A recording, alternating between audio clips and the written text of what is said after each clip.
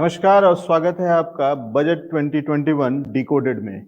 ये founder India की एक खास पेशकश है जिसके अंदर में हम बात करने जा रहे हैं अलग अलग सेक्टर्स पे, अलग अलग इंडस्ट्रीज पे और उनके बारे में जानने की कोशिश करेंगे कि क्या कुछ था बजट के उस भाषण में जो निर्मला सीतारमण ने पार्लियामेंट में पेश किया 1 फरवरी को, और उसमें ऐसी क्या खास बातें थी या उस सेक्टर के लिए क्या कुछ निकल के आया, क्या चीजें रह गई, उन सेक्टर्स की डिमांड्स अभी भी क्या हैं, और उस तरीके की चर्चा को हम आगे बढ़ाएंगे। और आज अभी जो जिस सेक्टर पे हम फोकस करने जा रहे हैं वो एक स्पेशल सेक्टर है और बहुत लोगों का बहुत ही खास और बहुत ही फेवरेट होता है।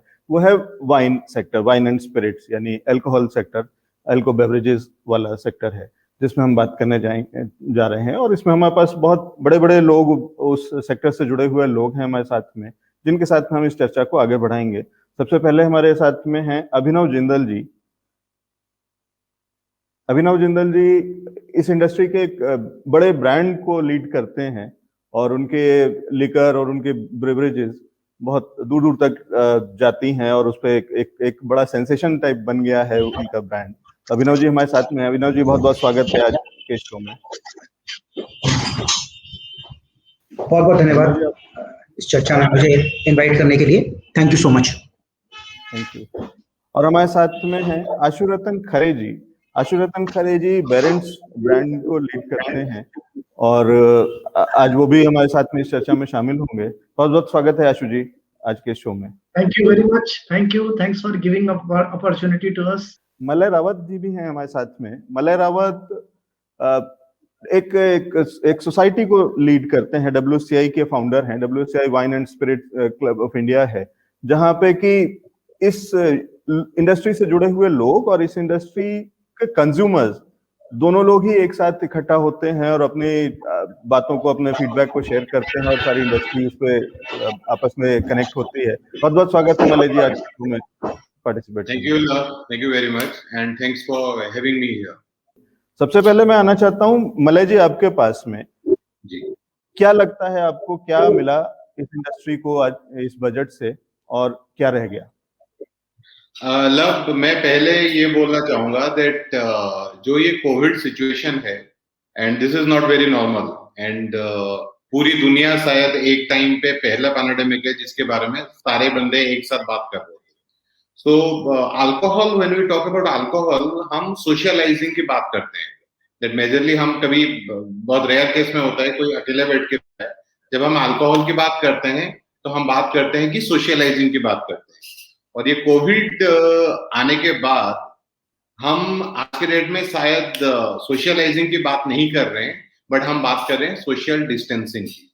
सो ये जहां अल्कोहल को पहले हम सोशलाइजिंग की पर्पज से यूज करते थे, आज हमारी की टर्म सोशल डिस्टेंसिंग हो गया है।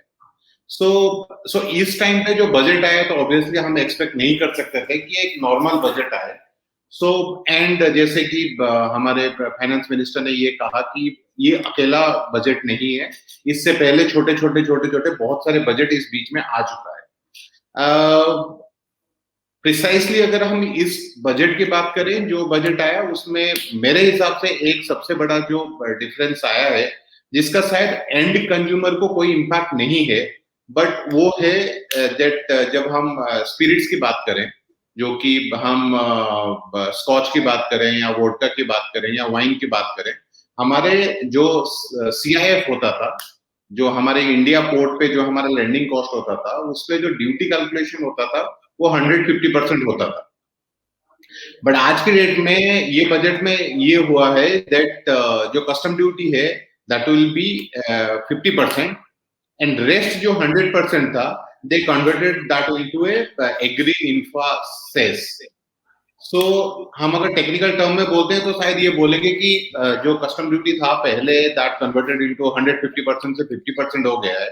बट जब हम ये बात करेंगे कि जो नेट इम्पैक्ट है, नेट इम्पैक्ट कुछ नहीं पड़ा। नेट इम्पैक्ट में पहले वो 150% देते थे, तब वो शायद 50% प्लस 100% हो गया। But still I will say that उसकी क्लैरिटी अभी आना बाकी है और थोड़ा क्लियर होगा तो वो पता चलेगा कि उसका नेट इम्पैक्ट क्या है। मैं आपको और दो चीजें बोलना चाहूंगा दैट ये जो हम पॉलिसीज की बात कर रहे हैं, तो एक तो ये बजट हो गया जिसमें टिपिकली अल्कोहल के लिए ये एक था।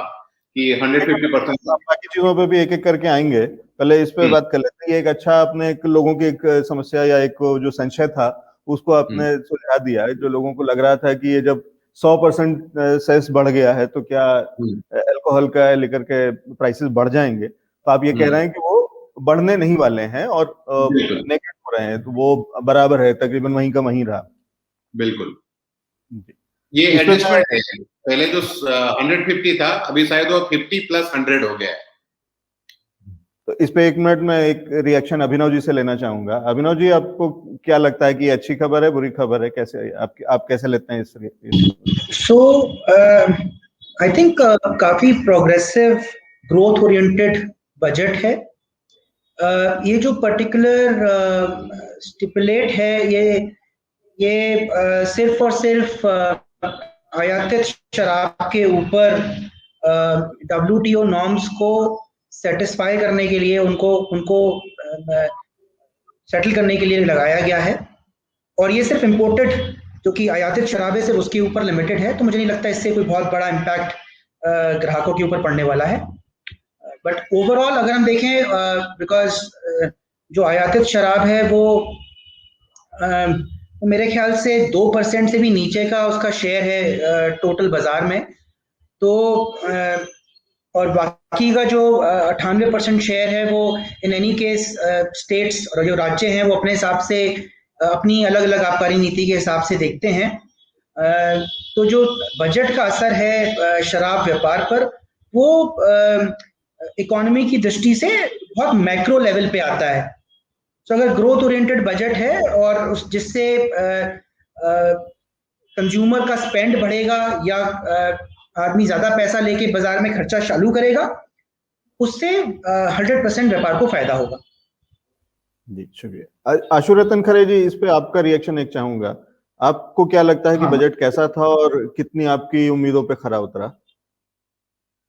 देखिए, बजट जहां तक कोविड के बाद, certainly we are expecting it a much for the overall country people, but there are certain restrictions and limitations with the government.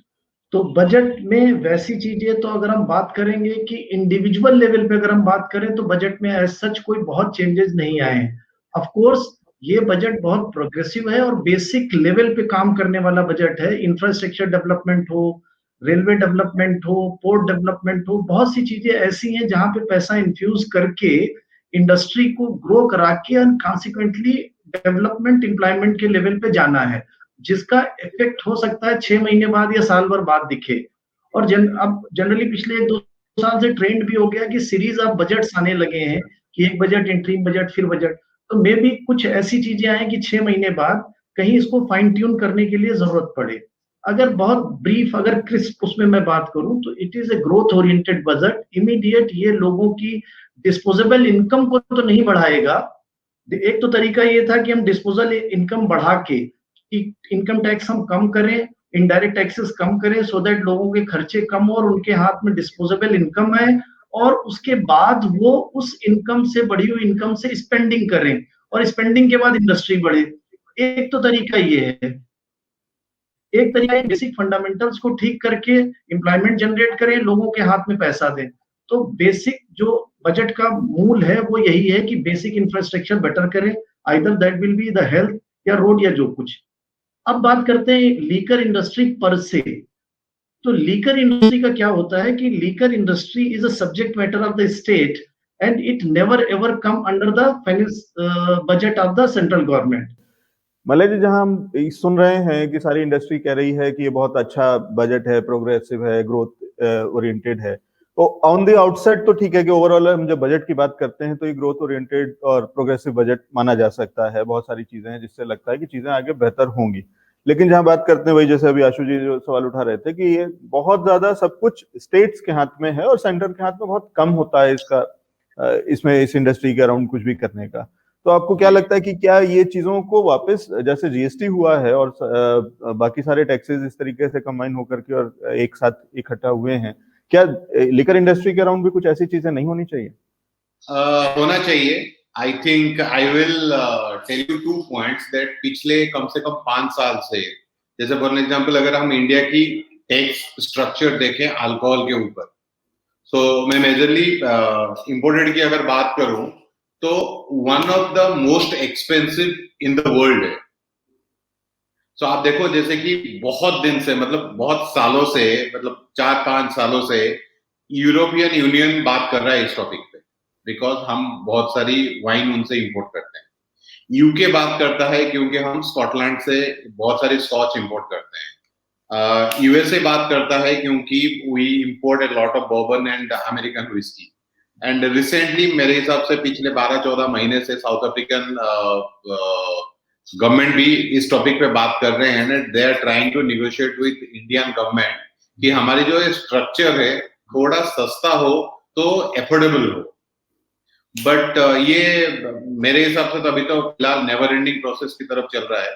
बहुत दिन से ये बातें हो रही है बट उसका कुछ रिजल्ट आता हुआ दिख नहीं रहा है। कहीं ना कहीं आप ये कह रहे हैं कि अभी भी हमारी सरकार कोशिश ये करती है कि किसी तरीके से कुछ ऐसे डेटरेंट्स हों कि लोग इसको इतना सुलभ ना हो, इतना आसानी से और इतना सस्ता ना मिलने लगे अल्कोहल की लोग आसानी से ले पाए। लव, एक तरफ हम कहते हैं कि हम प्रोग्रेसिव हैं, दूसरे तरफ हम कहते हैं कि टैक्स, देखो टैक्स तो ऑब्वियसली रेवेन्यू है, वो पैसा आता है, बट एक्सपेंसिव करके उसको रेस्ट्रिक्ट करने का तो मुझे नहीं सेंस लगता। You see the neighboring countries, you see 3.5 hours, 4 hours flight, Dubai देख लो, you look at Singapore, you look at any progressive country.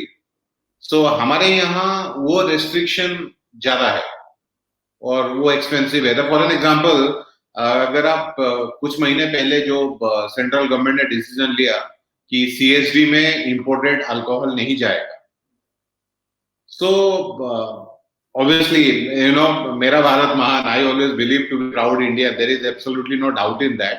But when you look at from a business perspective, is it right?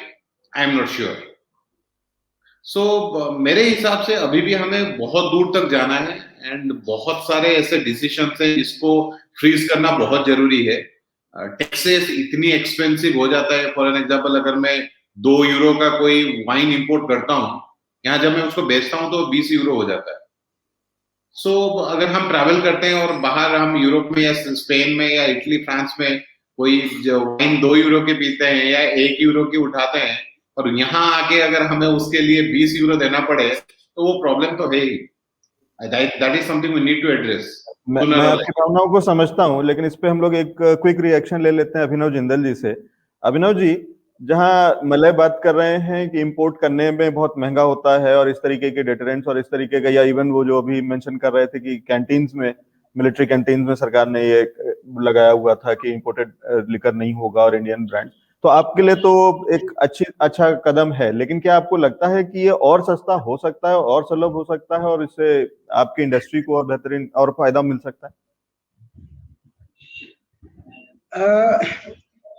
देखिए, अगर हम इसको अर्थशास्त्र की दृष्टि से देखेंगे तो किसी भी राष्ट्र के लिए ये एक बहुत मुश्किल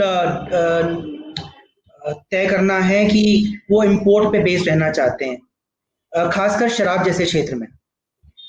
और जब हमारा टोटल योगदान आयातित शराब का कुल 2% से भी नीचे है, मेरे ख्याल से ये सरकार को अपनी ओवरऑल बैलेंस की दृष्टि से देखना पड़ेगा। और ये किसी का अधिकार नहीं है कि मैं अगर बाहर 2 रुपए में कोई शराब मिलती है तो मैं यहाँ पर भी 2 नहीं तो 5 में मिल जाए या 10 में मिल जाए। टैक्सेशन और उससे निकला हुआ रेवेन्यू, खासकर जब एक सिन कैटेगरी है एंड वी अज्यूम, हम मानते हैं कि शराब और टोबैको दोनों ही इस पर्टिकुलर कैटेगरी में है, जैसा कि कॉन्स्टिट्यूशन में भी प्रोवाइडेड है, तो सरकार के पास पूरा राइट है जैसा वो उसको टैक्स करना चाहें। आशु जी के पास जाना चाहता हूँ। आशु जी, क्या आप इत्तेफाक रखते हैं अभिनव जी से जो ये कह रहे हैं कि इनपुट क्रेडिट में कुछ बदलाव आने चाहिए जिससे कि इस इंडस्ट्री को और फायदे मिल सकें? नहीं, बिल्कुल, I 100% agree with the Abhinav ji. Actually problem liquor industry की यही है कि since it is a subject, it is a state matter subject, तो जीएसटी एप्लीकेबिलिटी नहीं है। और आज की डेट में कहीं भी नहीं हम 5 से 7% इफेक्टिवली हम देखते हैं तो 6 से 7% का इम्पैक्ट हमारी कास्ट पे आ जाता है। जो कि हमें इनपुट क्रेडिट ना मिलने की वजह से होता है।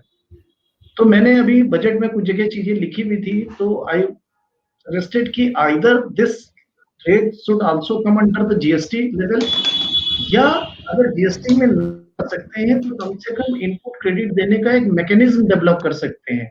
वो मैकेनिज्म क्या हो सकता है कि इंडस्ट्री सिंस आउटपुट में हमारा जीएसटी नहीं है, तो इनपुट करते समय एक लीकर इंडस्ट्री या जो भी इंडस्ट्री जीएसटी में नहीं आती, लीकर, पेट्रोलियम या दूसरी भी कुछ है, उनसे आप एक डिक्लेरेशन लीजिए। डिक्लेरेशन ये लीजिए कि हमारे आउटपुट पे नहीं है, अभी भी सारे स्टेट्स में वैट चल रहा है, तो आप इसका एक डिक्लेरेशन लेते हुए कि हमारी जो इनपुट चीज है उस पे आप या तो जीएसटी नहीं लगाएंगे या उसको वैट की तरीके से इंप्लीमेंट करेंगे। लीकर ट्रेड में जब हम ईएनए हमारा एक इनपुट होता है, ईएनए एक हमारा इनपुट होता है स्कॉच या मॉल्ट। तो मॉल्ट या ईएनए स्कॉच जब हम खरीदते हैं उस पे इनपुट पे वो वैट लेते हैं। तो मेरा ये कहना है कि जब उस इनपुट पे वैट आप ले लेते हो तो इसी तरीके से पैकिंग मटेरियल पे भी आप मुझे वैट का प्रोविजन दीजिए। वैट का जब आप प्रोविजन देंगे तो that can be set off against the sale of हमारा जो फाइनल प्रोडक्ट होगा। फाइनल प्रोडक्ट में या तो हम इंडिया में अगर बेचते हैं तो हमारा सीएसटी के अगेंस्ट में बिकता है, या लोकल बेचते हैं तो उस पर रिस्पेक्टिव स्टेट के टैक्सेस लगते हैं। तो एक तरीका मैंने डिफरेंट और कुछ फोरम्स में बोला है, तो ये तो बहुत जरूरी है लीकर ट्रेड को आगे ठीक करने के लिए। वजह क्या होती है, इसके अलावा स्टेट गवर्नमेंट्स अपने अलग टैक्सेस लगाते रहते हैं, कभी वो एक्सपोर्ट फीस लगा देते हैं, कभी इंपोर्ट फीस लगा देते हैं, डिफरेंट टैक्सेस लगते रहते हैं। और सबसे बड़ी प्रॉब्लम क्या होती है लीकर ट्रेड में, जो हमारी सेलिंग प्राइस होती है जिसको हम ईडीपी बोलते हैं, you can not change the EDP at your own. आपको उस ईडीपी को चेंज करने के लिए एक्साइज डिपार्टमेंट के पास जाना पड़ेगा, और वो भी एनुअली चेंज होगी। ऐसा नहीं है कि आप जब बीच में मनाया चले गए। तो इन सब चीजों को या तो स्टेट गवर्नमेंट या सेंट्रल गवर्नमेंट, चूंकि रेवेन्यू स्टेट गवर्नमेंट्स, अगर इंडिया में अगर आप देखें तो एक्साइज ड्यूटी से रेवेन्यू जो आता है वो थर्ड रेवेन्यू होता है। तीसरे नंबर का सबसे बड़ा रेवेन्यू होता है एक्साइज ड्यूटी, लीकर से एक्साइज ड्यूटी कलेक्ट करने का। नंबर एक पे जीएसटी हो गया, फिर वैट हो गया, फिर एक्साइज ड्यूटी होती है। इतना बड़ा रेवेन्यू आने के बाद भी इंडस्ट्री के लिए सिंपैथी कहीं नहीं होती। नो डाउट एक साइकोलॉजिकल बैरियर है कि लीकर, टबैको, ये इन प्रोडक्ट्स को लोग अब इंडियन सोसाइटी में टैबू है जिसको ठीक नहीं मानते। सेम हिपोक्रेसी जो चलती है वो डिपार्टमेंट्स में भी चलती है। तो काफी कुछ ये चेंज करने वाली चीजें हैं अगर लीकर इंडस्ट्री को उन्हें एक लेवल पे लाना है। और हम अगर लीकर के कंजम्पशन में भी अगर हमें लोगों में एक अवेयरनेस लानी है, तो ये बहुत सी कुछ चीजें हैं जो स्टेट और सेंट्रल गवर्नमेंट के कोऑर्डिनेशन से ही हो सकती हैं।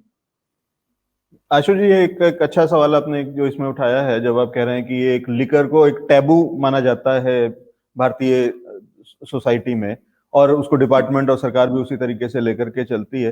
पिछले कुछ सालों में क्या आपने इस पैटर्न में कुछ बदलाव देखा है, कंज्यूमर बिहेवियर में कुछ बदलाव देखा है, कुछ घटना या बढ़ना, या किसी सेगमेंट में ज्यादा तेजी और किसी सेगमेंट में कम मंदी, कुछ ऐसा आपने कुछ ऑब्जर्व किया? क्योंकि आपका परिवार और आपका कंपनी तो बहुत सालों से इस व्यवसाय में है, तो जाहिर है कि आपके पास इसके बेहतरीन आंकड़े होंगे।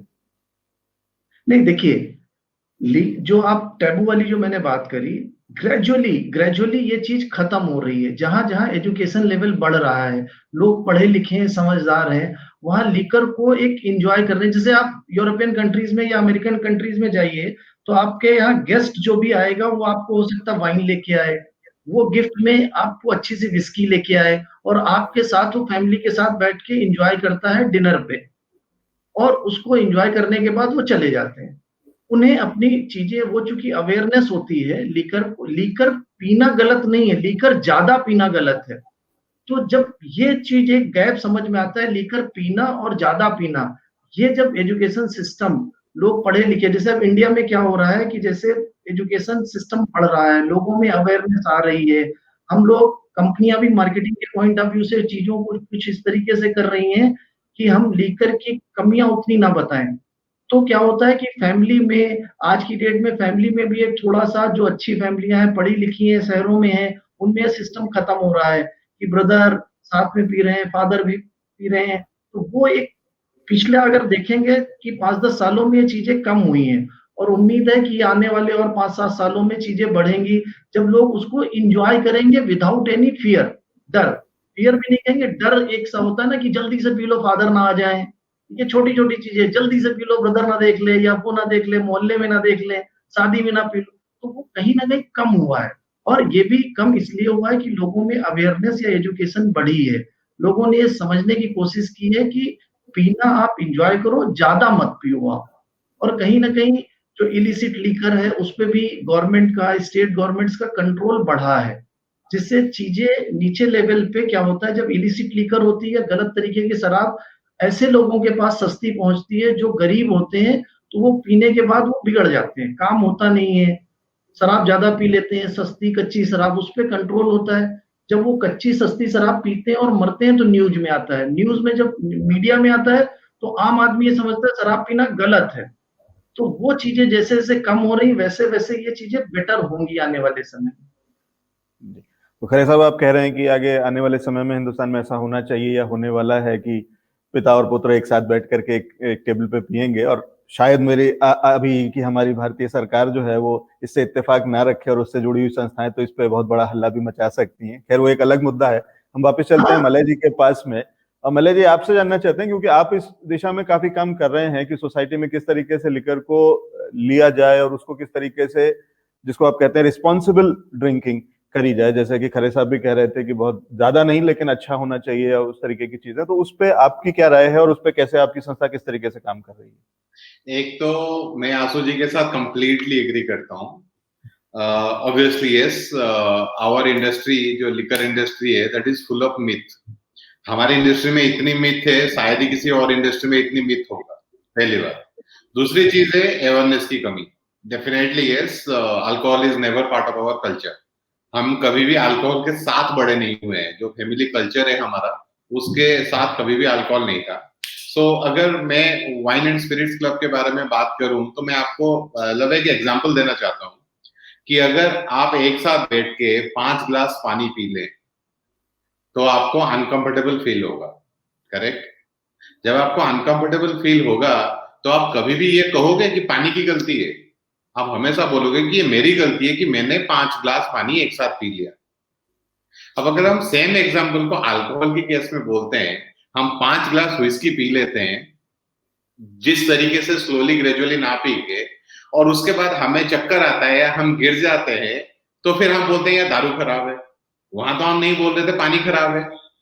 सो ये आप कंफर्टेबल हैं, अनकंफर्टेबल है, ये प्रोडक्ट के ऊपर डिपेंड नहीं करता, आपकी एटीट्यूड के ऊपर डिपेंड करता है, आप उसको कैसे कंज्यूम करना चाहते हैं। इसलिए जो वाइन एंड स्पिरिट्स क्लब है, हमारा पंचलाइन ही यही है कि drink tastefully and enjoy responsibility. Responsibility आपका है। अल्कोहल आता है जिसमें 100% प्रूफ होता है और अल्कोहल आता है जिसमें 3.5% भी प्रूफ होता है। अगर आप 3.5% अल्कोहल को और 100% प्रूफ अल्कोहल को कंपेयर नहीं कर सकते। So it is our responsibility that and we should be take responsibility of कि अगर मैं पी के मेरे साथ कुछ गलत होता है तो वो मेरा रेस्पॉन्सिबिलिटी है। वो दारू का कभी भी गलत रेस्पॉन्सिबिलिटी नहीं होता। बॉटल के अगर आप देखें इंडिया में एक अल्कोहल के बॉटल के ऊपर ना पूरी किताब लिखा जा सकता है, सब कुछ उसके ऊपर मेंशन होता है। तो उसके बाद भी अगर आप उसको रेस्पॉन्सिबली नहीं पिएंगे तो मेरे हिसाब से ये अल्कोहल की गलती नहीं है। एंड जैसे आसू जी ने बिल्कुल कहा, अवेयरनेस की कमी बहुत है। तो जो wine and spirits club of India है, जो मैंने 2016 में बनाया था, आज की डेट में शायद उसमें 19,000 मेंबर हैं from 103 countries across the globe. हम अल्कोहल अवेयरनेस को ही प्रमोट करते हैं। मैं कभी किसी को नहीं बोलता कि आप अल्कोहल पियो है, मैं हमेशा बोलता हूँ if you are drinking, drink responsibility. So we are asking people, requesting people कि आप नहीं पिए तो बढ़िया है, बट अगर आप पी रहे हैं तो you should drink responsibly। यहाँ मुझे याद आता है कि कुछ ऐसे भी यूथ आइकॉन्स हैं हमारे देश में जो कहते हैं कि 4 बोतल वोडका काम मेरा रोज का। तो इस सब्जेक्ट से अलग नहीं हटते हैं, लेकिन वापस चलते हैं अभिनव जी के पास में। अभिनव जी, आपका एक्सपीरियंस भी इस इंडस्ट्री में काफी सारा है और आपका ब्रांड काफी सुर्खियों में रहता है अक्सर, क्योंकि आप नए नए इनोवेशंस लाते हैं पैकेजिंग में भी और उसके फ्लेवर्स में भी। एक चीज समझना चाहता था कि क्या आपको लगता है कि इसकी कभी होम डिलीवरी भी शुरू हो पाएगी, या उसके अराउंड आपकी क्या राय है कि होना चाहिए नहीं होना चाहिए? किस तरीके से ये इंडस्ट्री को होम डिलीवरी वाला एलिमेंट किस तरीके से लेता है, और उसके अराउंड क्या बात काम हो रहा है? बहुत ही इनेबलिंग जिसको हम कह सकते हैं ये ऑप्शन हो सकता है।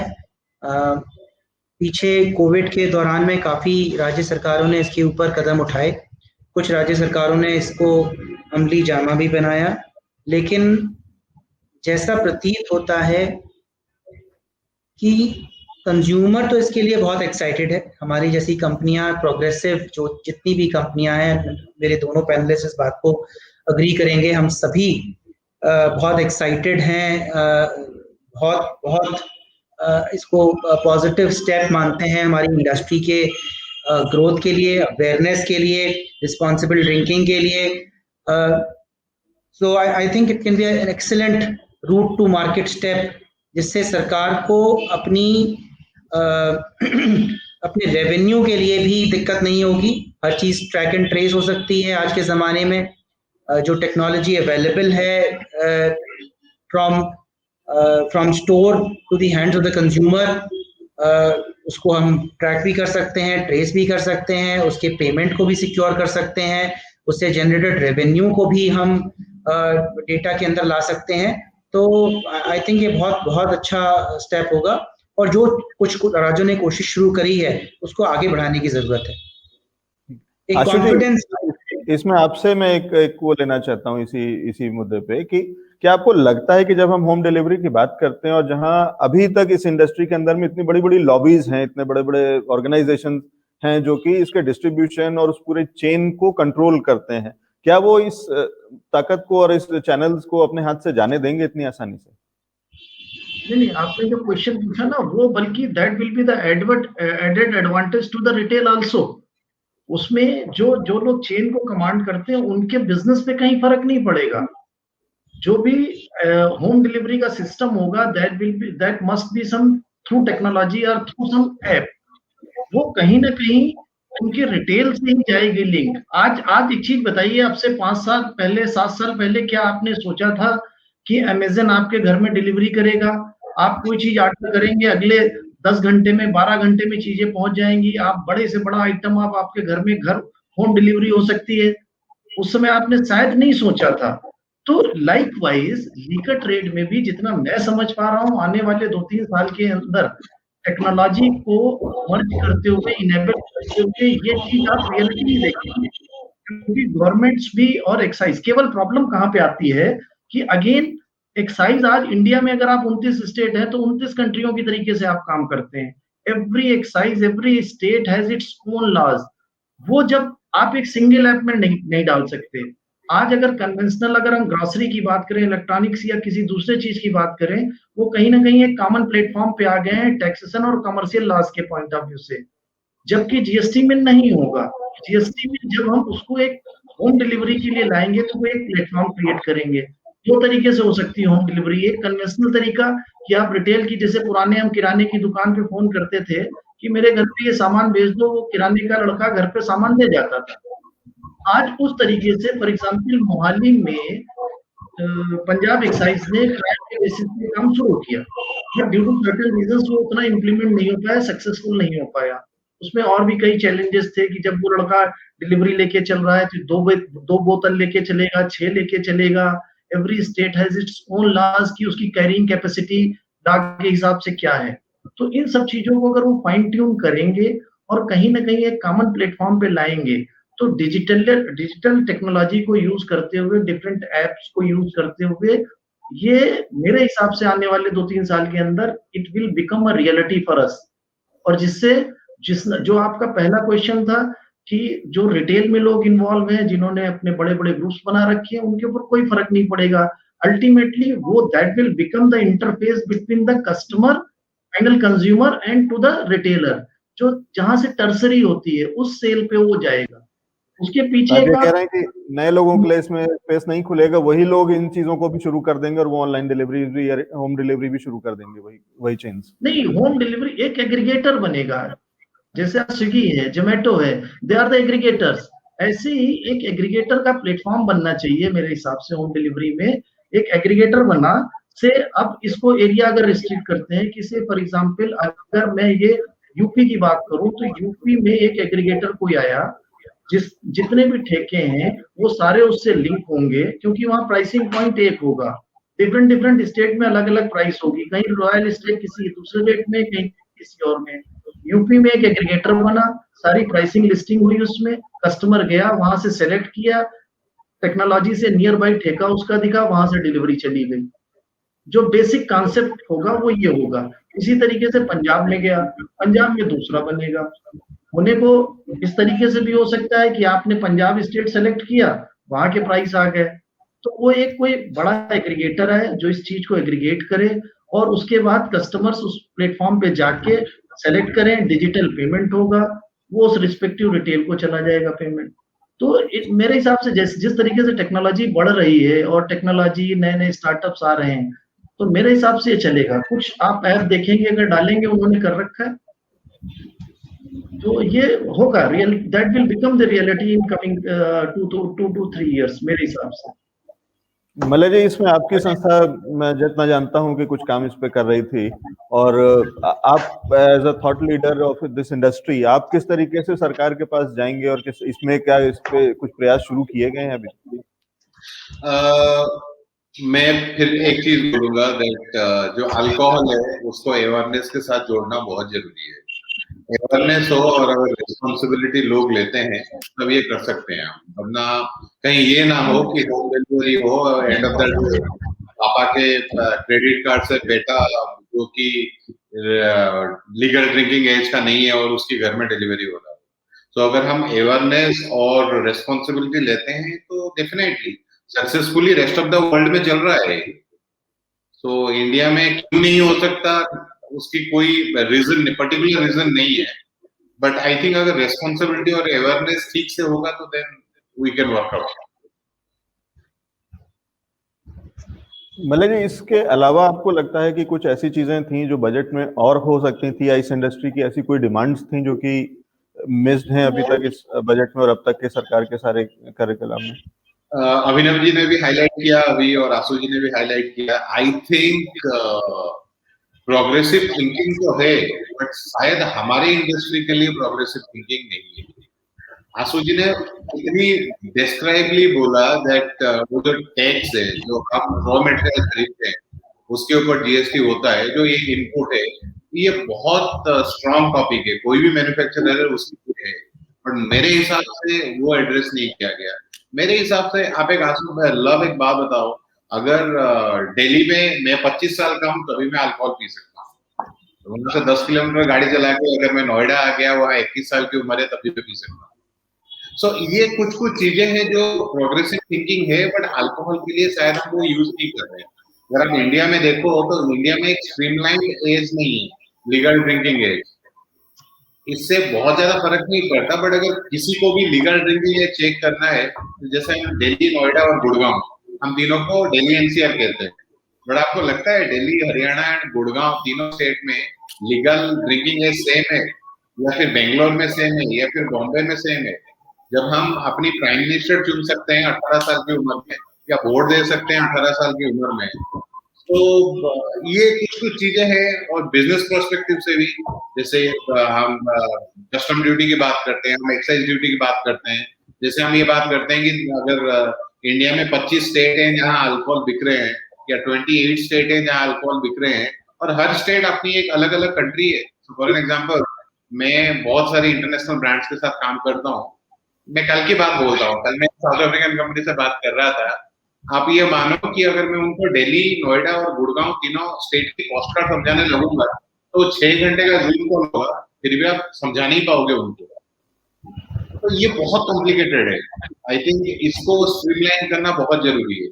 जो रूट टू मार्केट है वो जितना इजी है, मेरे हिसाब से कॉस्टिंग स्ट्रक्चर भी उसी हिसाब से होना चाहिए। इसमें आपने एक बहुत इंपॉर्टेंट चीज भी उठाई है कि जब आप कह रहे हैं कि 18 साल की उम्र में हम प्रधानमंत्री चुन सकते हैं, अपना मुख्यमंत्री चुन सकते हैं, अपनी सरकार बना सकते हैं, लेकिन हमें हर स्टेट में अभी तक ये परमिशन नहीं है कि हम अपने लिकर भी चुन सकें और उठा सकें और उसको पी सकें। तो उसमें दोनों तरीके के उसके एस्पेक्ट्स हैं, तो इसलिए मैं उसके कॉम्प्लिकेशन में नहीं जाना चाहूंगा। लेकिन मैं वापस अभिनव जी के पास में जा रहा हूँ, और अभिनव जी एक चीज जानना चाहता हूँ कि जहाँ इस कोविड एरा ने हमें ये तो बता दिया कि ये इंडस्ट्री कितनी इम्पोर्टेंट है, इसकी इम्पोर्टेंस क्या है रिटेल में, कैसे हमने बहुत सारे मीम्स भी देखे, बहुत सारी खबरें भी देखी, लेकिन सच्चाई हकीकत हमारे सामने है कि जब सरकार की तकलीफ बढ़ी, जब सरकार को सब जगह से रेवेन्यू आना बंद हो गया लॉकडाउन के जमाने में, तो सबसे पहली उम्मीद जो उनको थी वो लिकर इंडस्ट्री से थी। सबसे पहले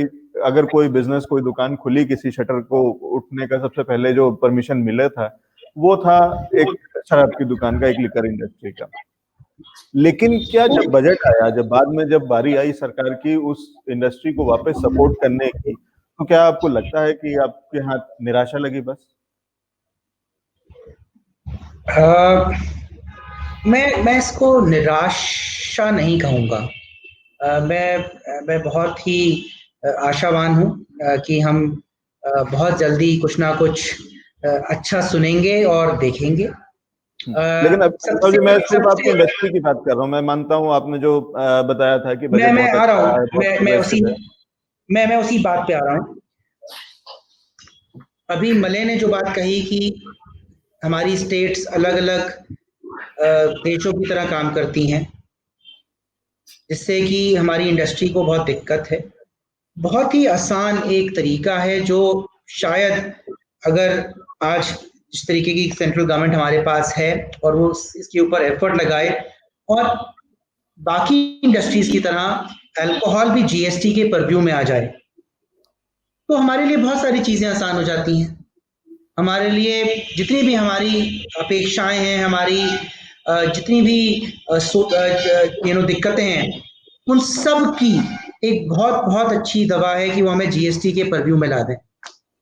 जीएसटी के परव्यू में, और चाहे वो जिस भी स्लैब में लाएं, एडिशनल सेस लगा के लाएं, बट वो हमें एक सोल्यूशन दिखता है कि हाँ, हम निराश हैं कि इस बजट में वो नहीं है, बट आने वाले समय में अगर ऐसा होता है तो आई थिंक इंडस्ट्री के लिए बहुत बड़ी संजीवनी होगी।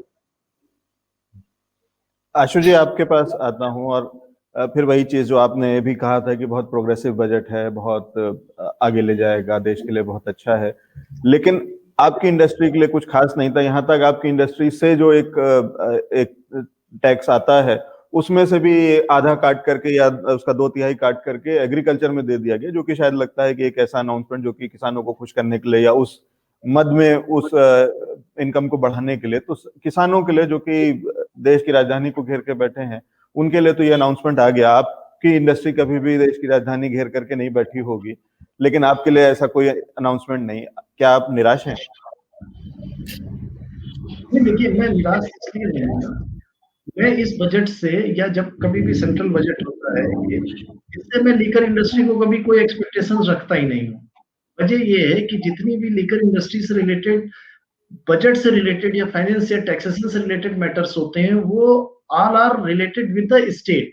कॉन्स्टिट्यूशन के हिसाब से liquor subject state subject matter है स्टेट का, तो सेंट्रल बजट में वो पॉइंट तो आ ही नहीं सकता। अब रही बात कि इसमें अगर कुछ आता भी है तो वो है कस्टम ड्यूटी का पार्ट। कस्टम ड्यूटी पे मैंने पहले भी कहीं लिखा था कि कस्टम ड्यूटी हमारी जो, अगर मैं आईएमएफएल मैन्युफैक्चरर बीइंग आईएमएफएल, दो तरीके से कस्टम ड्यूटी होती है। एक होती है बीआईओ पे, अगर बॉटल एज इट इज हम इंपोर्ट करते हैं उस पे कस्टम ड्यूटी होती है जो 100 से 150% थी। उसके अलावा होती है स्कॉच पे। जितने हम इंडियन मैन्युफैक्चरर हैं, IMFL Indian made foreign manufacturer हम बनाते हैं जो इंडिया में, जैसे हम अगर रॉक स्ट्रॉम की बात करें तो हम स्कॉच इंपोर्ट करते हैं। स्कॉच इंपोर्ट करना मतलब उस पर कस्टम ड्यूटी लगनी 150%। तो वी आर एक्सपेक्टिंग कि ये कस्टम ड्यूटी कहीं ना कहीं 150% से घटा के कम करेंगे। उसके कम करने से क्या होती कि मेरी इनपुट कास्ट ब्लेंड की कम हो जाती। जब इनपुट कास्ट कम हो जाती तो मैं बेटर तरीके से compete कर सकता था दूसरे ब्रांड से जो इंपोर्टेड ब्रांड होते हैं। फिर बात आती, मैंने इसको कोरिलेट किया था कहीं कि मेक इन इंडिया। अगर प्रधानमंत्री जी मेक इन इंडिया की बात करते हैं तो कहीं ना कहीं इनडायरेक्टली डायरेक्टली लीकर इंडस्ट्री को सपोर्ट कर सकते थे। क्योंकि लीकर इंडस्ट्री भी अपने आप में बहुत बड़ा रोजगार देती है। तो एक ही पॉइंट ऐसा था जिसपे वो कस्टम ड्यूटी कम करते, जिससे हमारी स्कॉच की इंपोर्ट की लैंडेड कास्ट कम होती, हमारे जो ब्लेंड की कास्ट थी वो कम होती, करस्पॉन्डिंगली मेरा प्रोडक्ट बेटर होता। और स्कॉच मिलाने से क्या होता है, प्रीमियम प्रोडक्ट बनता है। मार्केट का ट्रेंड भी ऐसा है कि जैसे जैसे अब स्टैंडर्ड ऑफ लिविंग बढ़ रहा है, लोग प्रीमियम प्रोडक्ट पे ज्यादा जाते हैं। इंडिया में स्कॉच आप बना नहीं सकते, तो प्रीमियम प्रोडक्ट अभी भी बाई एंड लार्ज जो मतलब होता है वो स्कॉच का इनपुट ज्यादा हो या सिंगल माल्ट हो उसको प्रीमियम बोलते हैं। तो उसमें निराशा जरूर हुई। उन्होंने क्या प्ले किया कि कस्टम ड्यूटी जब आप थ्योरेटिकली पढ़ेंगे उस कस्टम के नोटिफिकेशन को, तो उसमें ड्यूटी तो उन्होंने 100 से 50% कर दी। ठीक, 100 से 50% करने के बाद उसके ऊपर 100% लगा दिया सेस। तो वो कहीं ना कहीं जो पहले जो रेट ऑफ कस्टम ड्यूटी था वहीं पहुंच गया। तो निराशा इस बात से जरूर है कि जो एक स्कोप था कहीं एक कास्ट कम करने का, सिंगल पॉइंट स्कोप वही था पूरे बजट में।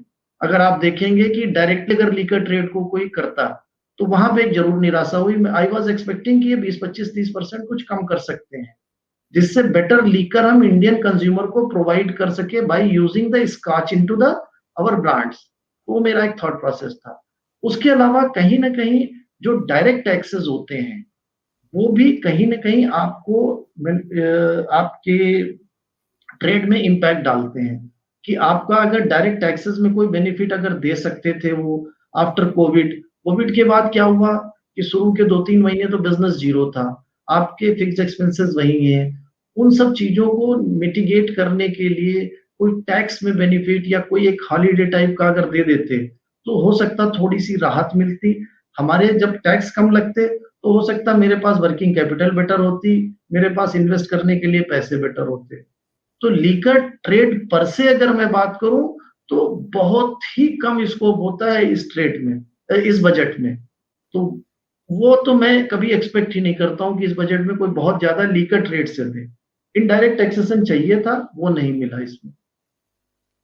तो यहाँ पे मलय जी जिम्मेदारी शायद आपकी बनती है कि आप एक बार फिर से सारी इंडस्ट्री को साथ में ले करके और सरकार के पास में जाएं और इन सारी सवालों को, इन सारे परेशानियों को, तकलीफों को जो अभी हमने सुनी है और इस चर्चा के बीच में हमारे सामने आई हैं, शायद उनको ले जाएं। क्या उस दिशा में आपने अभी तक कोई प्रयास किया है या अभी उस पर कुछ काम हो रहा है?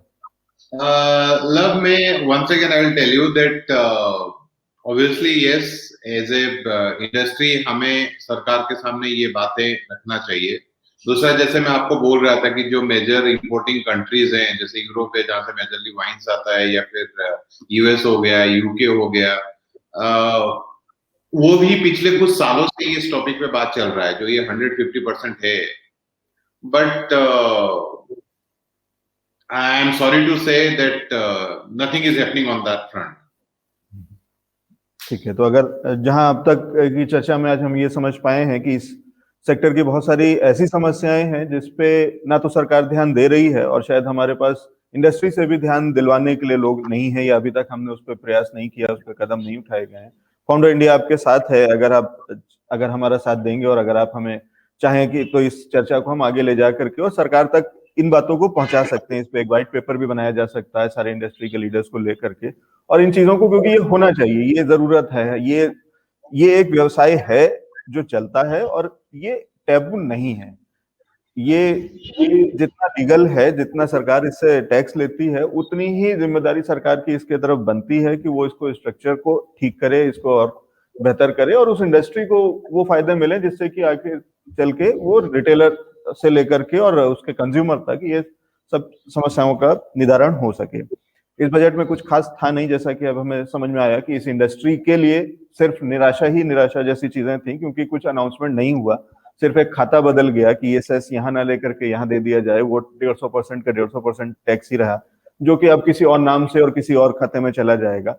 लेकिन बहुत कुछ है जो सरकार कर सकती है, बहुत कुछ है जो इंडस्ट्री की एक्सपेक्टेशंस हैं जो कि होनी चाहिए। और जब हम बात कर रहे हैं कंज्यूमर साइड की, रिटेल में किस तरीके से बार्स और रेस्टोरेंट्स और क्लब्स में जब अल्कोहल को परोसा जाता है और उसकी बिक्री और उस पर इतना असर पड़ा, और पिछले कोविड के टाइम में लॉकडाउन में, और जब सरकार को उससे इतनी उम्मीदें थी, वहां से टैक्सेस, और उसके चलते उन्होंने सबसे पहले इन चीजों को खोला था। वहीं पे अब जरूरत इस बात की है कि एक बार हम उन लोगों से भी बात कर लें, चर्चा कर लें जिन लोगों को वाकई में वो बिजनेस आखिरी में करते हैं, क्योंकि अभी हमारे पास जो पैनल है जिन लोगों से हम बात कर रहे हैं ये वो लोग हैं जो कि इसके प्रोडक्शन साइड पे हैं, लेकिन एक लास्ट एंड पे जब जब इसकी रिटेलिंग की बात आती है या जब इसकी सर्विंग की बात आती है तो वो लोग होते हैं क्लब्स और बार्स और रेस्टोरेंट्स के ओनर्स। और हमारे साथ में है विकास गोयल जी, जिनकी की एक चेन है रेस्टोरेंट्स की और क्लब्स की, गुड़गांव में भी हैं और दिल्ली में भी उनके क्लब्स हैं। आइए बात करते हैं विकास गोयल जी से। बहुत बहुत स्वागत है विकास जी हमारे साथ जुड़ने के लिए।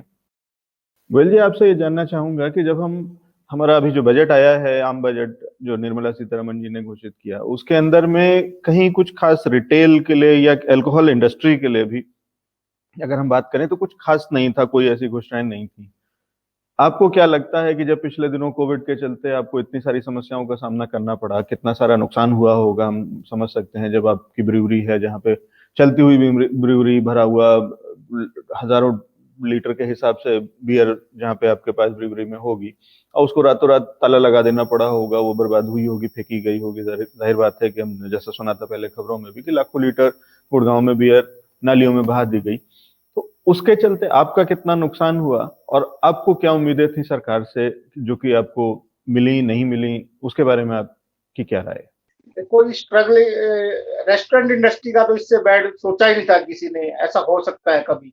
इस सबसे बढ़िया लाइन ये थी, रेस्टोरेंट लाइन, खाने पीने की लाइन, तो ये था भी पूरे वर्ल्ड में ही कभी इतना क्राइसिस लोगों ने देखा होगा जो आज के टाइम ये कोरोना की वजह से आया है। अब गवर्नमेंट की पॉलिसी के हिसाब से तो एक तो फैसिलिटी इस इंडस्ट्री को काफी चीज देनी चाहिए अभी। जैसे कोविड-19 के बाद तो बिल्कुल ही जैसे कोविड-19 में लाखों लीटर बियर हमारी वेस्ट हुई है, सारा माल एक्सपायरी हो गया, एकदम से कोरोना के चक्कर में एकदम से शट डाउन करने पड़ गए, काफी लेबर को बहुत ज्यादा हमने अपने बेस पे संभाला है, जैसे मर्जी किया, थोड़ा बहुत जैसे को भी। और 9th मंथ तक जिसके रेंट पे जो सिस्टम थे बहुत ज्यादा आपस आधी तो 25% तो आपको पता ही है बार बंद हो चुके हैं इसके लेवल के। मेरे हिसाब से तो गवर्नमेंट को इसके लिए जो जैसे हमें मेन प्रॉब्लम क्या आती है, हर साल रिन्यूअल कराना पड़ता है लाइसेंस को, जो कुछ भी नहीं, कोई खास फॉर्मेलिटी नहीं होती। छोटी मोटी सी बात के लिए हमें बार बार ऑफिसों में चक्कर धक्के खाने पड़ते हैं। उसके कम से कम प्रोसेस 2-3 साल का होना चाहिए गवर्नमेंट की तरफ से, 3 साल में रिन्यूअल। और मेजर तो यही है जी, एक हर साल हैवी जैसे ड्यूटीज है, ब्रूअरी की 11 लाख रुपए वन टाइम वो है, जैसे एक बार भरनी पड़ती है, उसको भी पार्टीशन करना चाहिए गवर्नमेंट को। एकदम से पैसे कहाँ से आएंगे क्राइसिस के टाइम?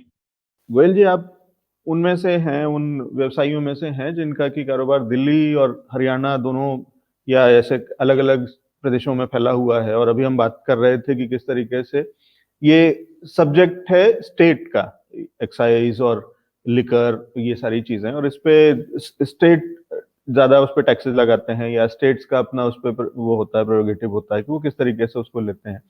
जानना ये चाहता हूँ कि दिल्ली और हरियाणा में जब आप काम करते हैं दोनों जगह, तो क्या अंतर देखते हैं, किस तरीके से दोनों सरकारों में, दोनों जगह की रेगुलेशंस में, दोनों जगह की लाइसेंसिंग और बाकी चीजों में, या किस तरीके क्या कुछ इंस्पेक्टर राज जैसी कोई चीज आपका सामना करना पड़ता है, कितने आसानी से आपको लाइसेंसेस मिलते हैं, कितनी महंगी या सस्ती है वो फीस और वो जो टैक्सेस जो आप भरते हैं दोनों स्टेट्स में, क्या अंतर है?